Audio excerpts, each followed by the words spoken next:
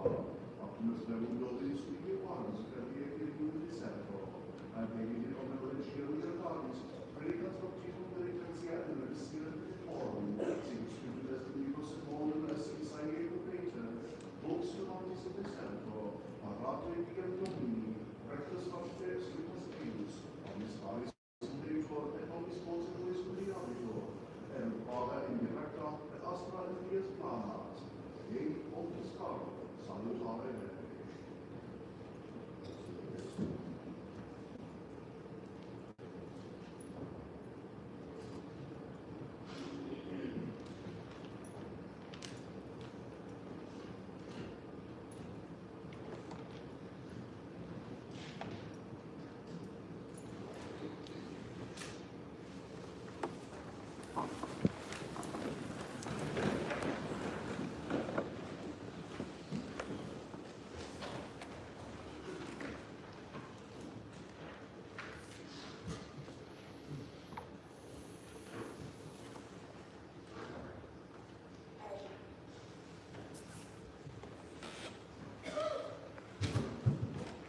The lesson is ready to be read.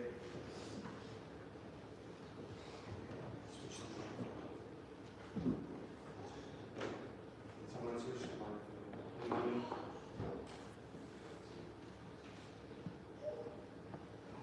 Fourth Sunday in Advent, the lesson is from 1 Corinthians chapter 4. Brethren, every man so found us as servants of Christ and stewards of the mysteries of God.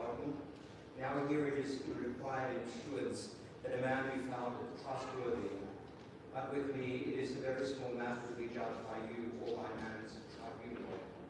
Nay, I do not even judge my own self, for I have nothing on my own conscience. Yet I am not thereby justified, that he who judges me is the Lord.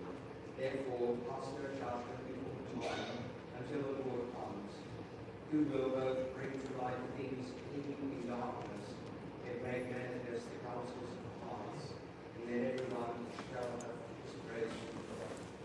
A reading of the Gospel according to Luke. Now in the 15th year of the reign of Tiberius Caesar, when Pontius Pilate was procurator of Judea, and Herod the tetrarch of Galilee, and Philip his brother tetrarch of the district of Iturea, and Trachonitis, and Lysanias tetrarch of Galilee, during the high priesthood of Annas and Caiaphas, the word of the Lord came to John, son of Zachary, in the desert. And he went into all the region about the Jordan, preaching baptism of repentance for the forgiveness of sins, as is written in the book of the words of Isaiah the prophet. The voice of one crying in the desert, make ready the way of the Lord, make straight his paths. Every valley shall be filled, and every mountain and hill shall be brought low, and the crooked way shall be made straight, and the right ways smooth. And all mankind shall see the salvation of God. Thus far the words of the Holy Gospel.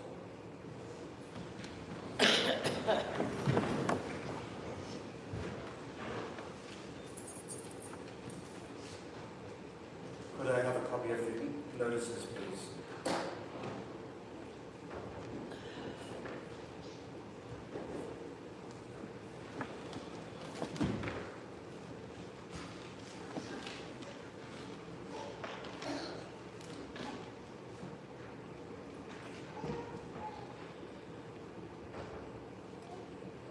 So please note this coming Saturday is Christmas Day. It is the only day of obligation. And Mass times are at midnight, which will be here in the chapel. And then the same Mass times as on Sundays, 7 a.m., 8:30 a.m. and 10 a.m. Please note the following are the times for confessions. They are not printed on the bulletin, so please try to commit these to memory. So for the school children, there will be confessions both Monday and Tuesday. There will be no school confessions on Wednesday. The school Christmas program is on Wednesday evening at 6:30 p.m. Please note the time, at 6:30 p.m. the small presentation for Christmas.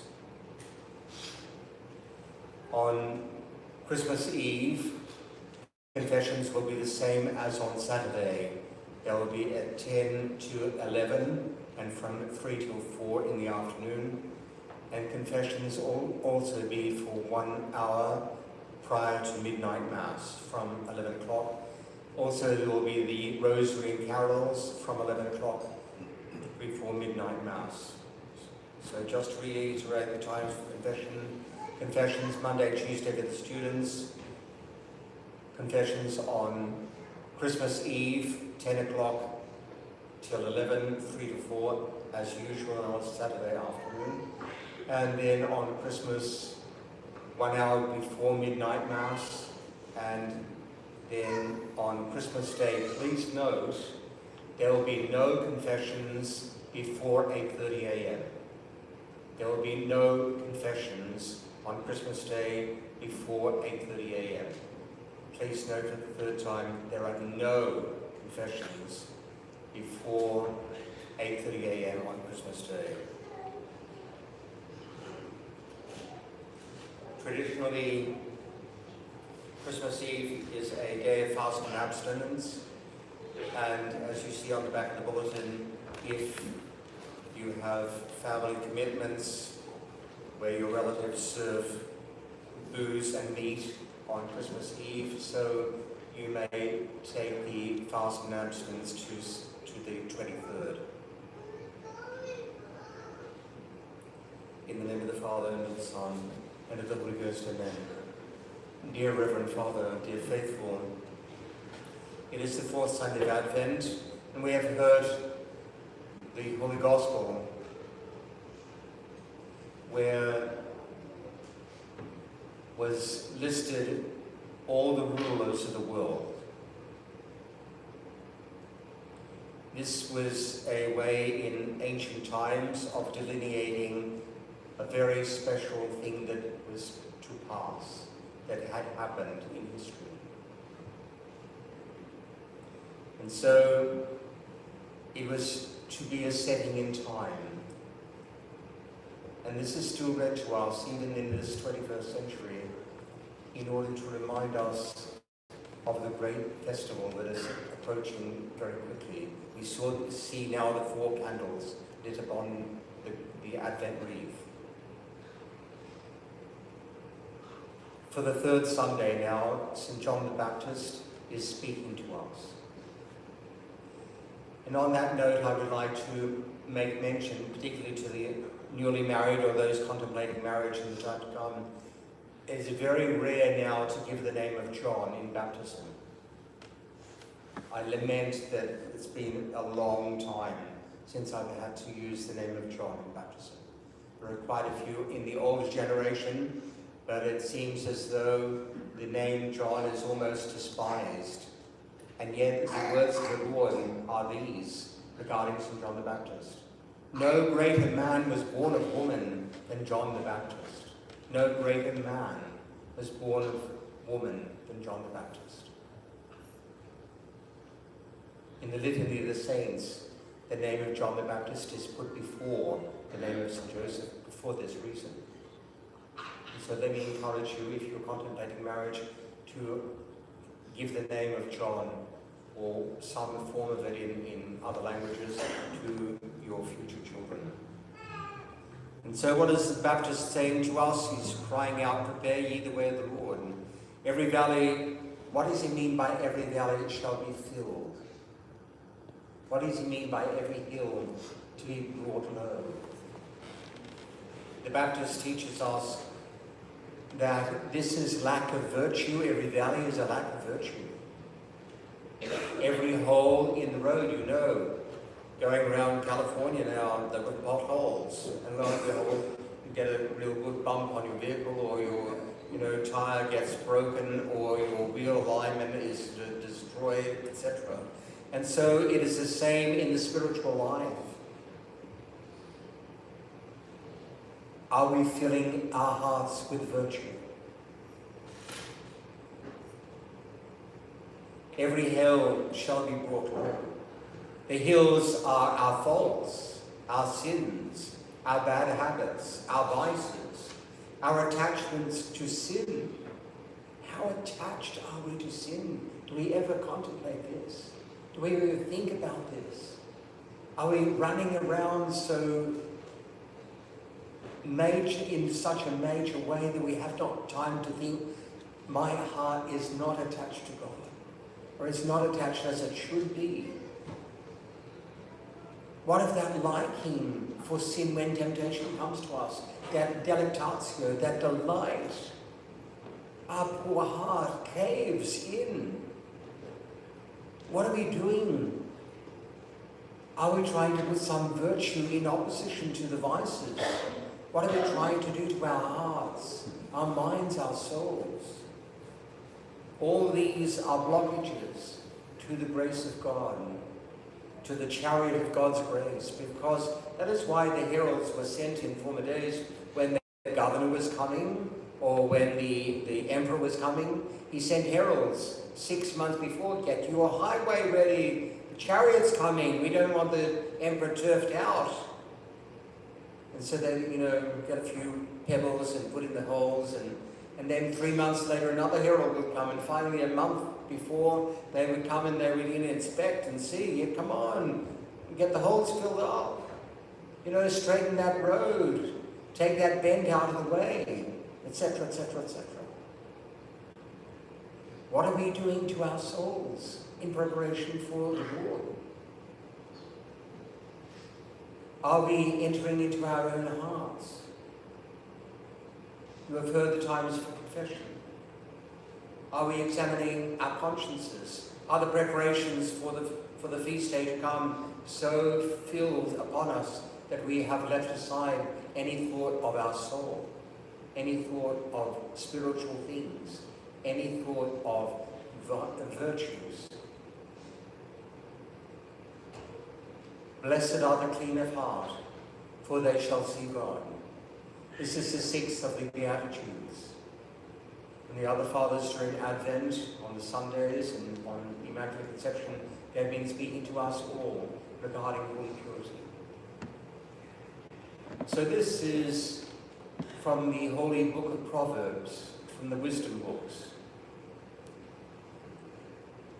And I ask myself, how many parents are teaching their children these words? Guard your heart more than anything you treasure, for it is the source of all life. Guard your heart more than anything that you treasure, for it is the source of all life. Our joys, our sorrows depend on guarding our heart. If we do not guard our heart, then what can we say for satisfaction? What can we say for dissatisfaction? How much dissatisfaction is there in the world because people do not guard their heart? They're not teaching their children as they're growing up.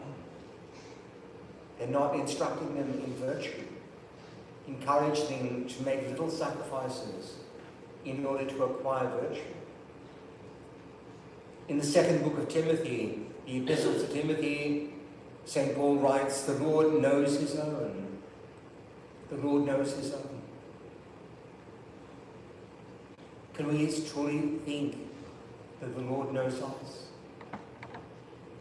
Do we ever look in? Or do we never look in because we don't want to see the mess that's in our heart and mind and soul? JFK was lined up at St. Patrick's Cathedral once to go to confession during one of his campaigns for office. And they wheeled him in, and the line was, from here to the front door, and all these people line up, and he steps in the line, and the person towards the top of the line says, "Here, you can have my place if you want." And he said, No. I'm not that anxious to get into the confession. So let us endeavor to remember that we have to look into our hearts. We have to examine our conscience. We have to ask, are we trying to live holy lives? Are we trying to live pure lives? Remember, at Mass, before the Gospel, Father bent over. You see him bending before the tabernacle, bending before the crucifix. And he's saying the prayer to ask God to cleanse his lips in order that he may be worthy to pronounce the holy words of the Gospel. The words are so sacred. But what was Isaiah's? Isaiah in the Old Testament we read, that a fiery seraphim brought a coal and touched with the fiery coal the lips of Isaiah. And this was to purify him. The sinful impurity of the prophet Isaiah was removed, it was taken away. And humanity, we should think of our first parents.